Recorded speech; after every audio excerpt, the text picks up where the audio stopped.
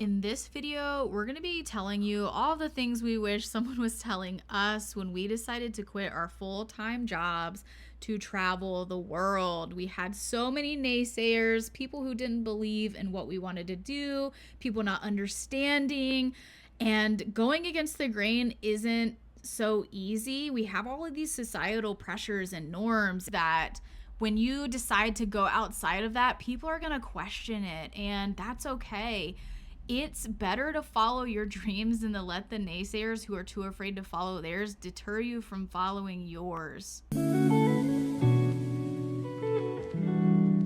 If you're new here, my name is Jessy. And my name is B. If you like this video, don't forget to hit the like button and subscribe for more. Okay, the naysayers.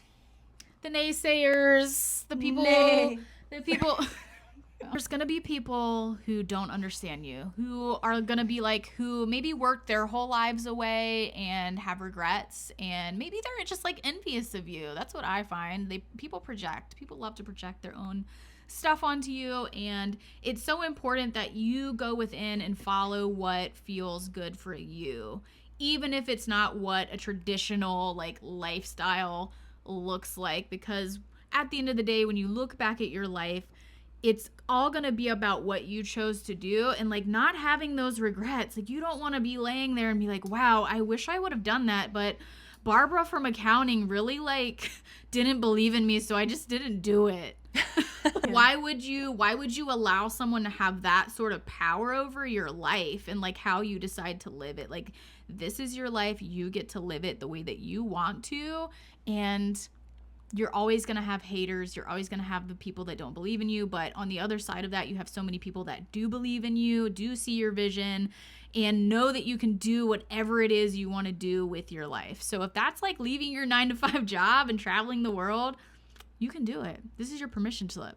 Yes. And coming from our 91-year-old grandmother, we were literally talking to her the other day, and she told Jessy and I that one thing that she sort of regrets in her life, or like she wishes she would have done more of, is take risks.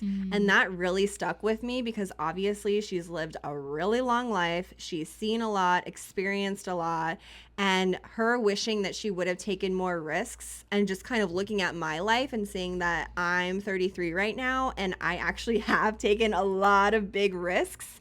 I know that when I get to the end of my life, like, that's not going to be something that I wished for. And so that's just some food for thought. Right. It's going to be something that you look back and you're like, wow, I'm so proud of myself for doing the scary stuff. Because in hindsight, you're going to look back and be like, wow, that actually wasn't so scary. That was the best choice I ever made for myself. And I'm just like so proud of my life, and I love the way that I lived it. So we're not saying to be completely reckless and just, if you don't like your job, just go ahead and quit.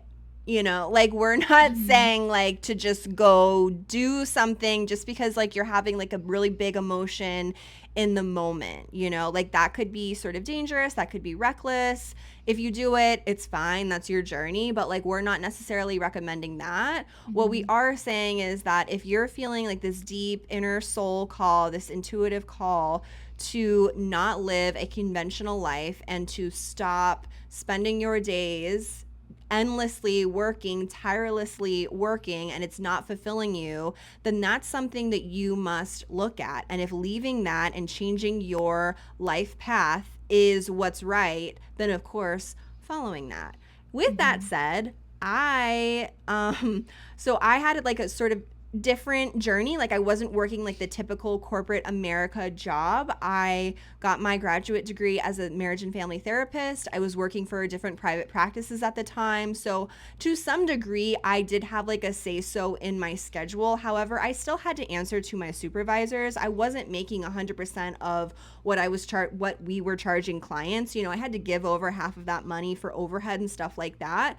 So when I got out of that and I started my own practice, that felt so much more in alignment with me. Like, I was doing the entrepreneur thing, but still, after like a year or two of doing that, it just didn't feel right. Like, I remember telling Jess, like, I I didn't even have the amount of clients that I used to because I could work less and just earn more because I was Mm-hmm. able to keep everything. However, it was still draining me. Like I was totally burned out even from all of those years of working at different private practices and working like 40 hours a week. It was crazy.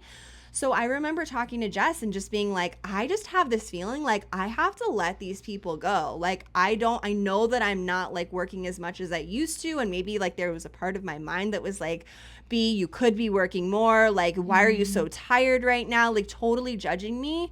But I chose to not listen to that. Instead, like I chose to listen to my soul and my body. And that just did not make any sense to my mind. Mm-hmm. But I was able to open up to my partner where I felt really safe and said, look, like, can I do this? Like, is this like okay to even do? Like, kind of asking for permission in a way.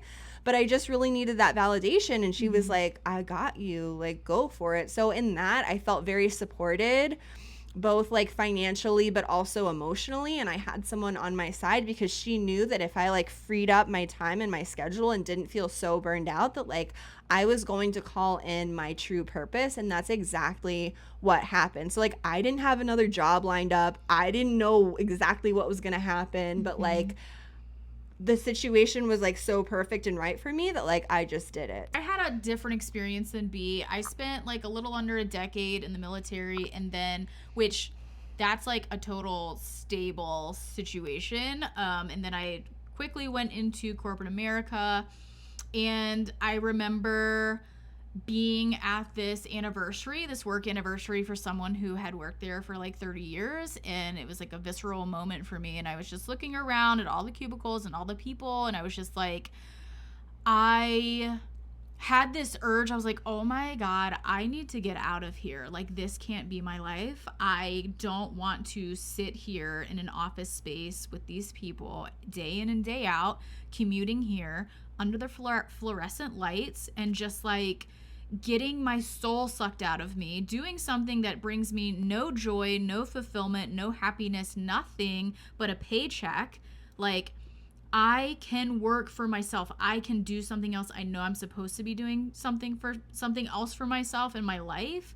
And it was just a few weeks after that I had a stepping stone moment where I became an entrepreneur for the first time, started my Airbnb business, and then I met B, and quickly we had a joint mission, a joint purpose, and I had something else like in the works before I took that big leap. And obviously, like, I had been putting some money to the side, and so it wasn't like this reckless decision. It wasn't like totally like crazy for me. I did have some cushion to fall back on. I did have something to sustain me for a little while I was getting my other business up and running and going.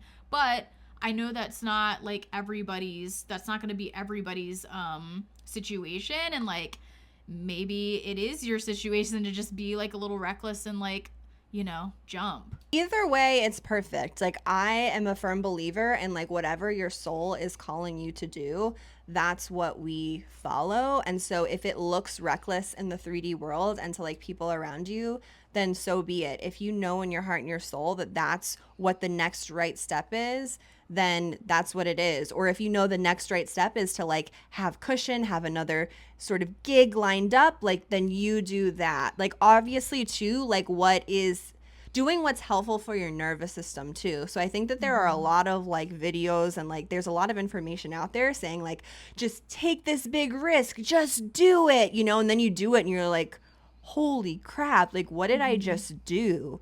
That can feel really scary. So just like stretching like just enough, like where it's kind of scary, but like you have some safety in that, like that's really important. And I feel like that's what I did. Like I did something Mm-hmm. really scary, but I had safety in knowing that my partner was going to support me Mm-hmm. and that I would be taken care of. So the other thing that I wanted to say though too is like when I started like first thinking about, okay, I want to let go of my clients, like I know that this isn't like right for me. I know that I just need to spend some time like being in my own energy and like not being a therapist right now. That was really hard for me to admit because I had identified like pretty much I feel like my whole identity was Mm-hmm. being a therapist.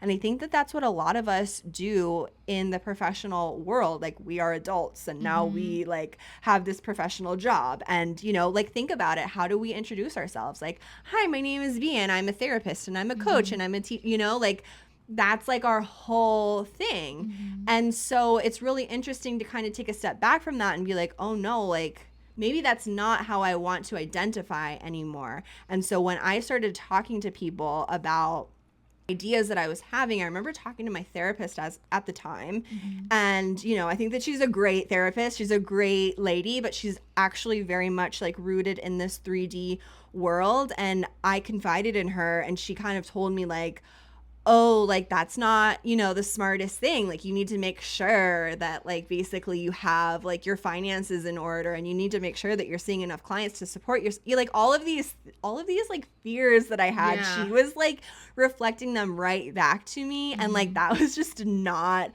helpful at all, because that made me so anxious, and then it made me feel like, oh my god, am I like crazy? Like, am I doing the complete wrong thing? And it left me feeling like very confused and like very doubtful of myself. So like, Mm-hmm. I wish I would have known, like, people are going to say that, and maybe you don't need to tell like everyone like what's going on. You tell your people that you know are going to support you and like keep you safe, and like, that's fine. Right, because we can attach to what people say, and then that can hinder us from actually taking the steps that we need to in our lives to, you know, like my parents, for example, were just kind of like, well, what about your career? Like, what, you know, they were so, I feel like, attached to my accomplishments and like me leaving that behind, and like still kind of being like, even to this day, like, oh well, what about a career? What are you, you know, what are you doing? Also, like, know that their generation is like, for lack of a better term, and like, yeah, they didn't do what we do. They weren't risk takers. They played it safe, and like, that is what is being reflected in their life currently, is they played it safe, and I am not following in the footsteps of anybody that plays it safe. I'm just not. This is my life, and I will live it according to how I want to live it. And if that means I'm not going to have a traditional career, then like, that is what it is.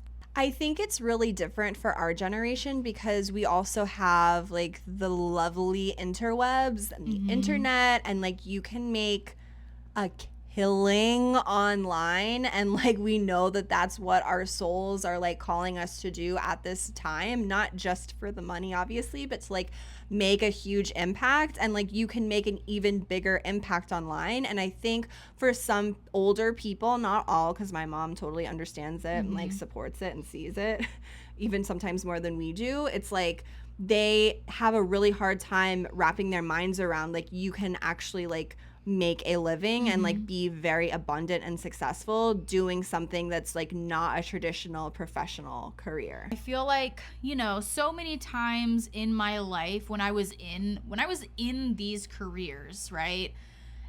They weren't fulfilling, and like, I settled in these things because it was like what I thought I should be doing. It was what I had been programmed my entire life. You know, you have to have this stability, you have to have a steady income, you have to, like, you know, do all of these things and stay in this career path and then like retire at this age. And it's like, I'm sorry, but a story now is coming to my mind by a colleague of mine from the past, and she told me how someone she used to work with, he had bought this sailboat and he had never taken the sailboat out.